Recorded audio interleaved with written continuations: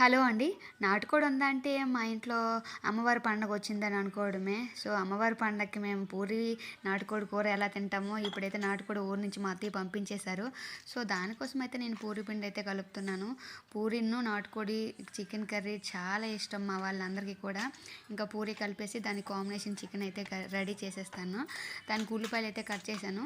ఉల్లిపాయలు కట్ చేసుకొని పూరి పిండి కలిపేసి ఒక పక్కన పెట్టేసుకున్నాను. వీళ్ళైతే సండే కదా ఎవరు లెగలేదు. వాళ్ళు లేచేలోపు నేనైతే వంట చేసేద్దామని చెప్పి రెడీ అయితే చేసేసుకుంటున్నాను. ఆనియన్స్ కట్ చేశాను, పేస్ట్ అయితే చేయలేదు. కట్ చేసేసి ఇంకా టమాటోస్ అయితే యాక్చువల్గా నేను వెయ్యను, కానీ ఈసారి ఊరి నుంచి తెచ్చారు కదా, కొంచెం టమాటో ఫ్లేవర్ కూడా తగిలితే బాగుంటుందని చెప్పి నేనైతే వేసాను. ఇదిగోండి తాలింపు వేసేసాను. కుక్కర్ అయితే పెట్టేశాను. నాటుకోడి చాలా ముదురుగా ఉన్నట్టుంది, గట్టిగా ఉంది. సో, అందుకే ఎక్కువ విజిల్స్ అయితే పెట్టాను. సో, పూరి అయితే రెడీ చేసేస్తున్నాను.